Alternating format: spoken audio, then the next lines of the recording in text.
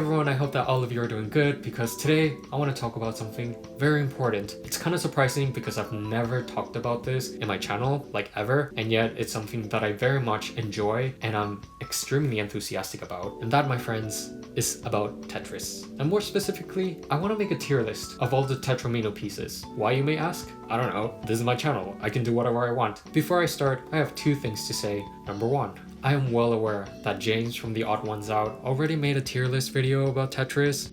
I just wanted to let you guys know that I made a mistake. The Odd Ones Out didn't make the tier list. It was actually Maple Bloom who made the Tetris 99 tier list, and I'm very sorry for making that mistake. Please don't cancel me. So hopefully my opinions are going to be different, and if they're not, then I'm sorry. And number two, this tier list is going to be more focused on multiplayer Tetris, so games like Tetris 99 or Puyo Puyo Tetris or Tetris Friends.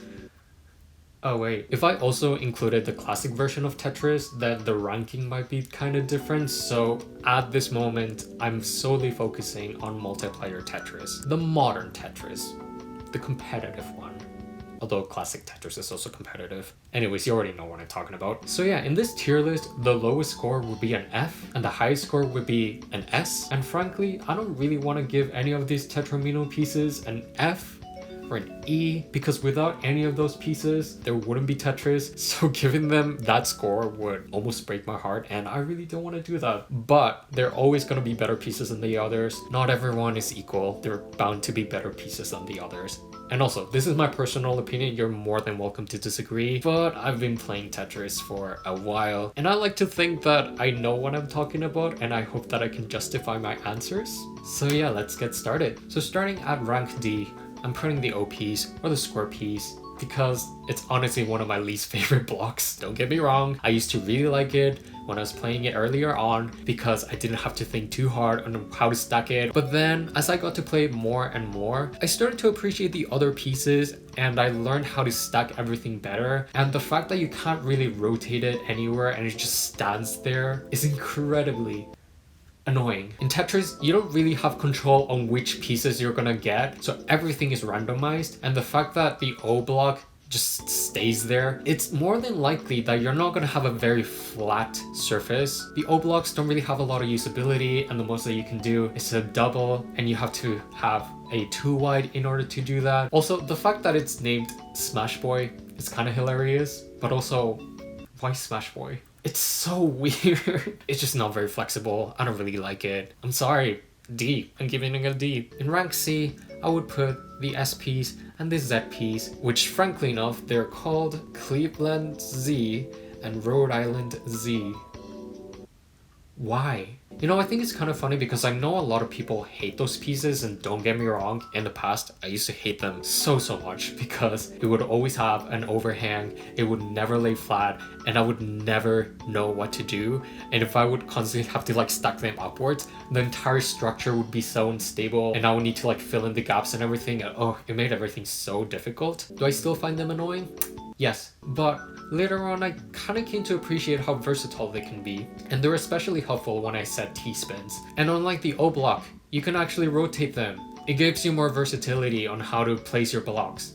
It's honestly pretty great, but it requires a lot of practice in order to comfortably be able to handle those pieces. So for rank B is, shocker, another pair, and that one is the L piece and the J piece. And unlike the S and Z piece, you can actually rotate them so that they're actually flat. It's great. And you can also do triples. Who doesn't like triples? Oh, baby, it's triple! And if you get 2 of the same pieces in a row, it's a lot easier to deal with. And also, I think they're pretty great for combos too, because it doesn't matter if it's 1 block, 2 blocks, or 3 blocks, it can accommodate very easily. And you can also use those blocks to make really interesting T-spin setups, and overall, it's just really great. Really stable, safe piece to use, very friendly, and it complements all of the other pieces very well, and it can also act very well on its own. So now we have 2 pieces left. We have the T piece and we have the I piece. So which one belongs to rank A and which one belongs to rank S?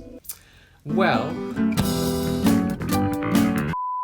So for rank A, I think I'm gonna give it to the eyepiece. I don't think that's very surprising, is it? I think it's pretty straightforward why it would be ranked so high. You can make Tetrises, which is clearing 4 lines at the same time. You can make back-to-back Tetris, very simple but effective way to send a lot of lines to your opponents and also defending yourself. And I've always relied so much on Tetrises before I knew anything about T-spins in general, and stacking everything onto one side was always straightforward. The one thing I don't like is that it's very limited as well, because it only rotates to completely vertical or completely horizontal. Doesn't give a lot of room to do much else. And if you misplace the line block vertically or horizontally, it's usually a pretty big disaster, especially if you're about to lose. You don't want to make that mistake. You know, I was actually consider putting it to a B rank instead of an A rank, but then again, I think the pros still outweigh the cons. It's still undeniably one of the best pieces in Tetris. I guess it makes perfect sense why the line block is called hero, but all heroes have their own flaws. And finally, we have one piece left. And that piece undeniably belongs in the S tier. No doubt about that. It is really good and it's super versatile. And that, my friends, is the T piece. It is honestly one of the most versatile tetramino piece ever. It's so good. You can rotate it in any way and you can always have a flat surface. I don't understand why the T-spin is worth so many points. It's worth as many points as making a regular Tetris, and that's just a T-spin double. If you don't know what the T-spin double is, you basically have to leave an overhang at the top, and then you need to soft drop the T-spin and then do a rotation, and that's how you do a T-spin double. While it has a little bit of a learning curve, it's incredibly useful because it requires less pieces than a Tetris, and given the circumstances that you have, you can always make it very quickly. And I think one of the best combinations that you can do is doing T-spins and Tetrises at the same time, and it's just a beautiful complement. And also there's another setup that's even more powerful than a T-spin double or a Tetris, and that is a T-spin triple. And it's insane because you have to make it into a very intricate setup where you would need to make a Pac-Man kind of format thing and then put an overhang at the top and then